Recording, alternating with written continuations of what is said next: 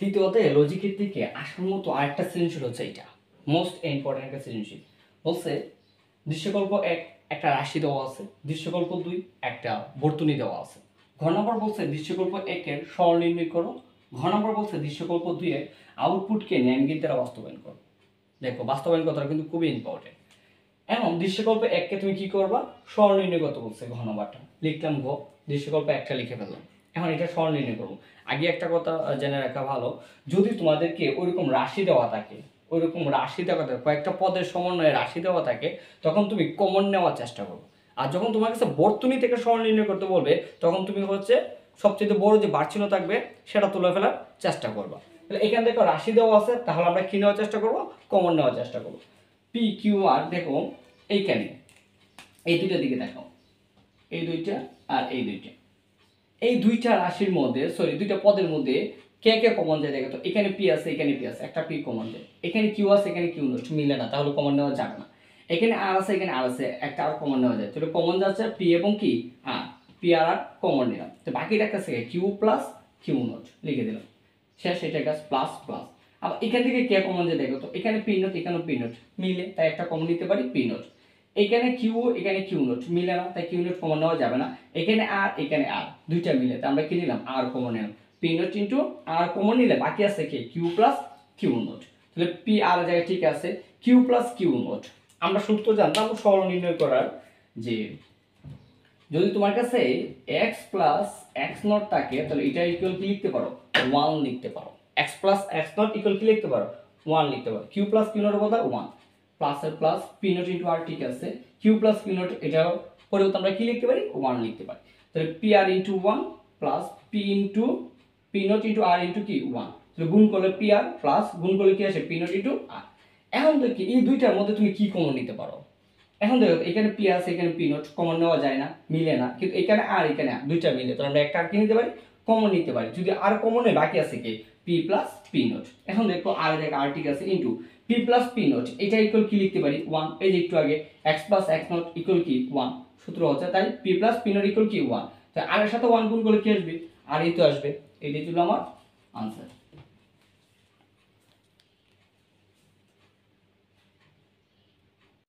ঘ নম্বর বলছে যে দৃশ্যকল্প 2 এর পি এর আউটপুটকে ন্যান্ড গেট দ্বারা বাস্তবায়ন করো। তো আমরা জানি হচ্ছে বাস্তবায়ন কতটা ইম্পর্টেন্ট। হয় ন্যান্ড গেট দ্বারা বাস্তবায়ন করতে বলবে, না হয় নর গেট দ্বারা বাস্তবায়ন করতে বলবে। এই দুইটা গেট দ্বারা বাস্তবায়ন করতে বলবে। ন্যান্ড গেট দ্বারা বাস্তবায়ন করতে বলে সবগুলো গুণের কাজ করতে হবে, আর নর গেট দ্বারা বাস্তবায়ন করতে হলে সবগুলো যুগের কাজ করতে হবে। ফার্স্ট অফ অল আমরা হচ্ছে পি এর আউটপুটটা বের করি।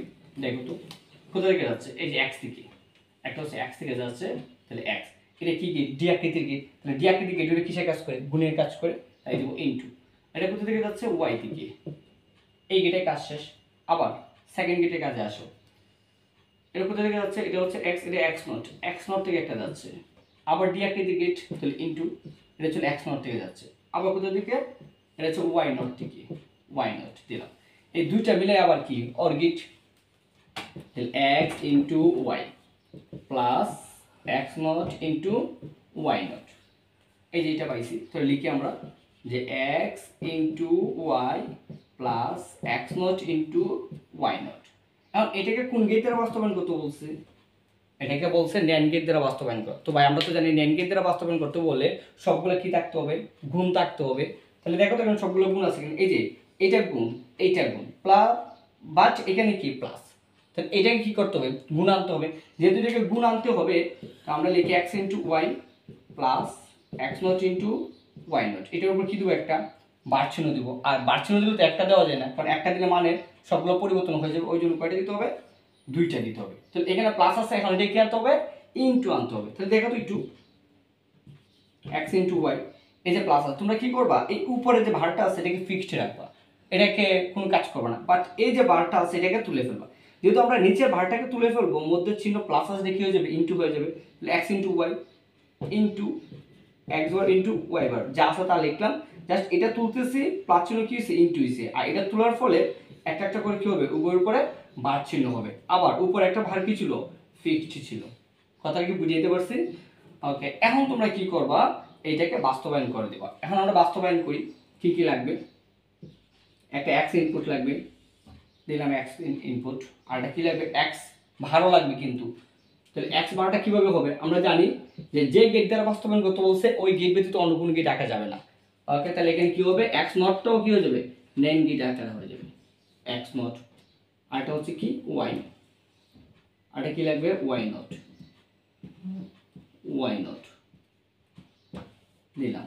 এখন দেখো তো ফার্স্ট অফ অল কোথা দিকে যাচ্ছে এটা, এই যে এক্স ইন্টু ওয়াই, একটা এক্স থেকে যাচ্ছে আরেকটা কোথা দিকে ওয়াই দিকে যাচ্ছে, মধ্যে কি চিহ্ন আছে ইন্টু চিহ্ন, তাহলে কোন গেট হবে, ডি আকৃতির গেট এন গেট হবে। আবার এটার উপর কি আছে, সবটার উপর একটা বার চিহ্ন আছে, তাই আমরা কি দেবো এখানে একটা নট দেবো। এটার কাজ শেষ। আবার এটার কাজের দিকে আসো, এটা হচ্ছে এক্স নট আর এটা কি ওয়াই নট, তো এটা ছিল এক্স নট আর এটা ছিল কি ওয়াই নট, এক্স নট আর কি ওয়াই নট, মধ্যে কি চিহ্ন আছে ইন্টু, ইন্টু মানে কি গুণে কাজ করে, তাহলে কি গেট এন গেট দিলাম। এখন দেওয়ার পর দেখা তো এই সবটার উপর কি আছে, আবার এই সবটার উপর কি আছে বার চিহ্ন আছে, তারপর কি দিতে হবে এখানে একটা বার চিহ্ন, এতটুকু লিখলাম এতটুকু লিখলাম। দেখো তো এইটা আর এইটা, এই যে এইটা আর এইটা তারা মিলে আবার মধ্যে কি চিহ্ন আছে গুণ চিহ্ন আছে, এই যে এইটা আর এইটা দুইটা মিলে আবার কি গুণ চিহ্ন, যেহেতু দুইটা মিলে গুণ চিহ্ন আবার কি হবে এন গেট হবে, আবার এন গেট দিলাম এন গেট। দেখো দুইটা মিলে গুণ আকার আছে, আবার কি দিলাম এন গেট দিলাম। এই সবটার উপর আবার কি আছে একটা বার চিহ্ন আছে, যেহেতু সবটার উপর বার চিহ্ন আছে আমরা কি দিব একটা নট গেট দেব। এখন তুমি লিখে দাও কি পাইছো, এটা হচ্ছে এক্স আর এটা কি ওয়াই, তাহলে এক্স ইন্টু ওয়াই এটার উপরে কি একটা বার চিহ্ন, এই যে নট আছে এর জন্য বার চিহ্ন। আবার এটা হচ্ছে এক্স নট ইন্টু কি ওয়াই নট, এটার উপর বার চিহ্ন আছে দিয়ে দিলাম বার চিহ্ন। এখন দেওয়ার পর এই সবটা মিলে আবার দেখো তো এক্স ইন্টু ওয়াই এটার উপরে into X naught into Y naught এটার উপর ভাগ। আবার হচ্ছে দেখো তো এখানে কি আছে নট আছে, সবটার উপর কিন্তু একটা নট দিয়ে দেবো। এটাই ছিল আমার বাস্তবায়ন। তো বেসিক্যালি তোমাদের বাস্তবায়ন যে বিষয়টা এটা বুঝতে হবে মাস্ট বি। যদি তুমি বাস্তবায়ন না বুঝো তাহলে মনে করো তুমি হচ্ছে পরীক্ষা হলে 75% পিছায় আসো। সো এটা ভালোভাবে ট্রাই করো।